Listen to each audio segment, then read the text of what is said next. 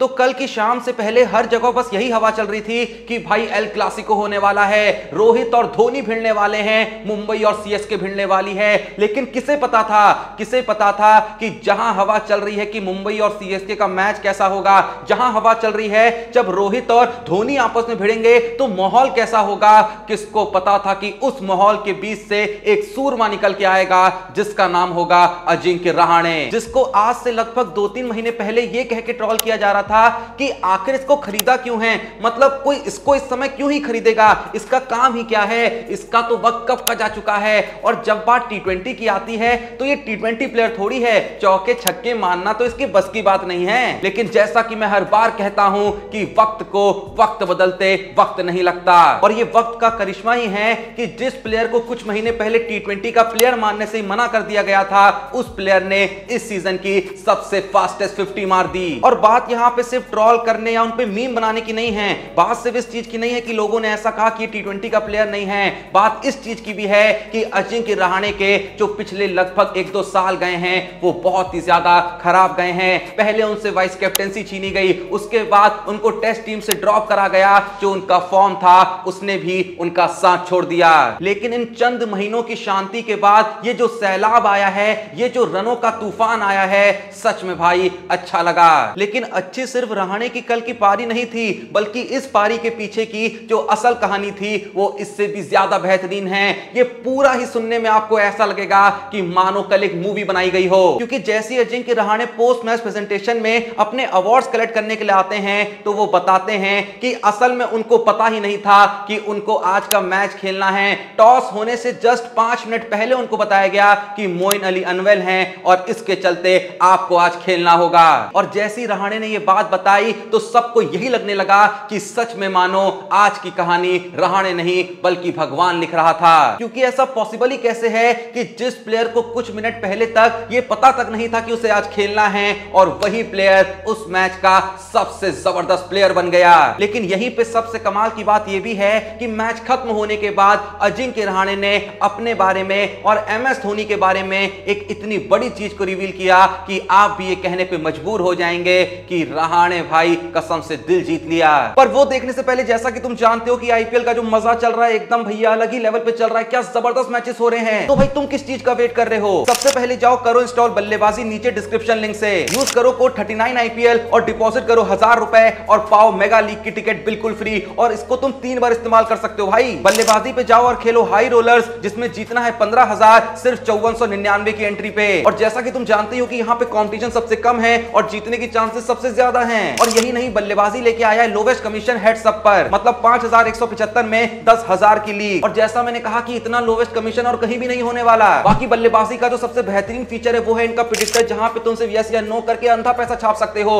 अब जैसे कि आज का मैच है गुजरात केकेआर का, तो बस तुम्हें बताना है कि क्या गुजरात केकेआर से जीतेगी, सिर्फ यस या नो करना है। वहीं पे दूसरा क्वेश्चन है क्या पहले जो बैटिंग करेगी टीम वो 7 से ज्यादा रन मारेगी। मैंने तो दोनों ही क्वेश्चन पे यस कर दिया है, तुम्हें जो भी लगता है कमेंट में जरूर बताना। बाकी अब भैया जो iOS वाले लोग हैं ना, आईफोन वाले, उनके लिए भी प्रेडिक्टर का फीचर आ चुका है, तो वेट मत करो भैया, जल्दी जाओ। और हमें अपनी टीम हमारे दोस्तों से कंपेयर करने में बड़ा मजा आता है ना, उसी तरह बल्लेबाजी लाया है फैंटेसी वॉर, जिसमें हमारा मुकाबला होगा हमारे जैसे इन्फ्लुएंसर्स के साथ। अब आपका फायदा यह है कि इसमें भी आप पैसे कमा सकते हो, बस प्रेडिक्ट करनी है best fantasy team fantasy war में और जीतना है ढेर सारा कैश प्राइजेस। तो वेट किस चीज का कर रहे हो भाई, जब इतना कुछ एक ही जगह पे मिल रहा है, अभी जाओ डिस्क्रिप्शन और पिन में दिए हुए लिंक से बल्लेबाजी ऐप को डाउनलोड करो और खूब सारे पैसे कमाओ। तो वापस चलें अपनी स्टोरी पे, तो देखो रहाणे ने इस बात को तो रिवील कर दिया कि मैच शुरू होने से बस 5 मिनट पहले उनको बताया गया था कि मोइन अली अनवेल हैं और आज का मैच उन्हें खेलना है। लेकिन यहीं पे रहाणे ने यह भी बताया कि मुझको धोनी लगातार ये कहते रहते थे कि भाई तैयार रहना, जब मौका आएगा तो अचानक से आएगा, और जब अचानक से ये मौका आएगा उस दिन फोड़ना पड़ेगा। रहाणे ये भी बताते हैं कि आईपीएल शुरू होने से पहले मुझको बहुत ही कम उम्मीद थी कि मुझको आईपीएल में एक भी मैच खेलने को मिलेगा। और देखो जाहिर सी बात है, जिस तरीके का रहाणे का फॉर्म पिछले कुछ सीजन में रहा था, उनको उम्मीद कम ही होगी। लेकिन फिर भी रहाणे बताते हैं कि धोनी ने मुझसे ये क्लियर कहा था कि भाई तुझको मौका मिलेगा, और मैं तुझको एश्योर करता हूं कि कम से कम 7 मैचेस तू खेलेगा ही खेलेगा। इवन अगर आपने कल के मैच की पोस्ट मैच प्रेजेंटेशन देखी होगी, तो वहां पे जब धोनी भी बात करने के लिए आए थे तो वो कहते हैं कि जब रहाणे बैटिंग के लिए जा रहे थे तो मैंने बस उनको इतना ही कहा था कि जाओ, बिल्कुल बिल्कुल भी स्ट्रेस मत लो और जाके एंजॉय करो। लेकिन किसको पता था कि रहाणे कुछ इस तरीके से एंजॉय करेंगे कि पूरा देश एंजॉय कर जाएगा। लेकिन यहीं पे एक सवाल यह भी उठता है कि आखिर चेन्नई ने अजिंक्य रहाणे को खरीदा क्यों? क्योंकि अजिंक्य रहाणे ने पिछले 3 आईपीएल सीजन में ऐसा कुछ भी नहीं किया था कि उन पे दांव लगाया जाए। माना कि उनको सिर्फ 50 लाख में खरीदा, लेकिन फिर भी सवाल उठता है कि आखिर क्यों खरीदा? क्योंकि अगर हम रहाणे के पिछले 3 सीजन पर नजर डालें तो रहाणे की सीजन 2022 में एवरेज थी 19 की, 2021 में एवरेज थी 8 की, 2020 में एवरेज थी 14 की। तो तुम्हें क्या लगता है कि जिस प्लेयर की पिछले 3 सीजन में एवरेज 14, 8 और 19 की हो, क्या कोई फ्रेंचाइज उसको खरीदेगी? लेकिन फिर भी सीएसके ने खरीदा, और क्यों खरीदा वो भी बताता हूं। मैच के बाद सीएसके के कोच स्टीफन फ्लेमिंग से जब अजिंक्य रहाणे के ऊपर कमेंट करने को कहा तो स्टीफन फ्लेमिंग ने भी इस बात को रिवील किया कि हमने जब ऑक्शन में मात्र 50 लाख में अजिंक्य रहाणे को खरीदा था तो वो असल में जो चॉइस थी वो खुद एमएस धोनी की थी। यहां पे स्टीफन फ्लेमिंग ने यह भी बताया कि जब हम सब ऑक्शन टेबल में बैठे होते हैं तो हमारे साथ एमएस धोनी भी अक्सर कनेक्टेड रहते हैं, और जैसी अजिंक्य रहाणे की बिडिंग आई थी तो उसी वक्त एमएस धोनी ने कहा था कि इसको खरीद लो। और यहां पे एमएस धोनी ने यह भी कहा था कि इसके लिए कोई और नहीं जाएगा, अभी जाओ और इसको बेस प्राइस पे उठाओ। और उसके बाद क्या हुआ हम सब जानते हैं। धोनी ने उस लास्ट मोमेंट पे जो अजिंक्य रहाणे पे भरोसा दिखाया, वो भरोसा आखिर रंग ले आया। और देखो यहां पे मैं एक बात और ऐड करना चाहूंगा कि मुझको पता नहीं कि जब भी कोई प्लेयर सीएसके के अंडर आता है, चाहे वो सीएसके में आने से पहले कितने भी बुरे फॉर्म में चल रहा हो, लेकिन जैसे ही वो सीएसके में आता है तो वो अलग ही रूप ले लेता है। मुझे पता नहीं ऐसा कैसे होता है। मैं जानता हूं कि इसमें बहुत हद तक धोनी फैक्टर होता है, लेकिन फिर भी ये बार बार हो रहा है तो ऐसा कैसे पॉसिबल है? आप इंडियन क्रिकेट से लेके आईपीएल का इतिहास उठा के देख लें, जितने प्लेयर एमएस धोनी के अंडर बने हैं उतने प्लेयर किसी और के अंडर बने ही नहीं। और जैसा मैंने कहा कि सबसे इंपॉर्टेंट बात यहां पे ये है कि खासकर जो ये आउट ऑफ फॉर्म प्लेयर होते हैं, जिनको उनकी टीमें छोड़ देती हैं, वो प्लेयर जैसे ही धोनी के अंडर आते हैं वो एक अलग ही रूप ले लेते हैं। आप पास्ट में देखिए, चाहे अंबाती रायडू हो गए, चाहे आशीष नेहरा हो गए,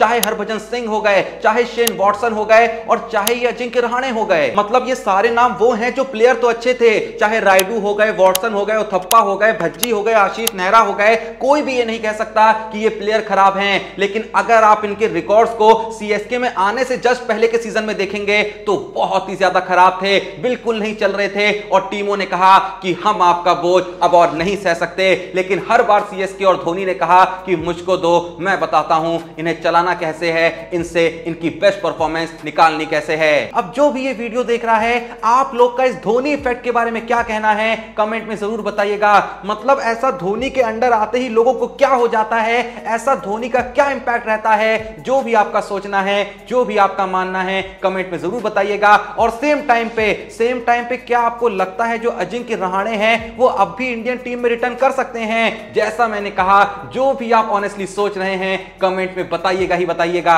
बाकी डिस्क्रिप्शन और पिन कमेंट में दिए हुए लिंक से बल्लेबाजी ऐप को चेकआउट करना बिल्कुल ही मत भूलिए, क्योंकि इतने सारे फीचर एक ही जगह पे किसी भी ऐप पे नहीं मिलने वाले हैं। बाकी वीडियो पसंद आई तो वीडियो को एक लाइक दीजिए, और अगर आपने चैनल को सब्सक्राइब नहीं करा है तो प्लीज जो भी ये वीडियो देख रहा है थोड़ा सपोर्ट करने के लिए अभी के अभी चैनल को सब्सक्राइब करें। बाकी मिलते हैं नेक्स्ट वीडियो में, तब तक के लिए जय हिंद, धन्यवाद।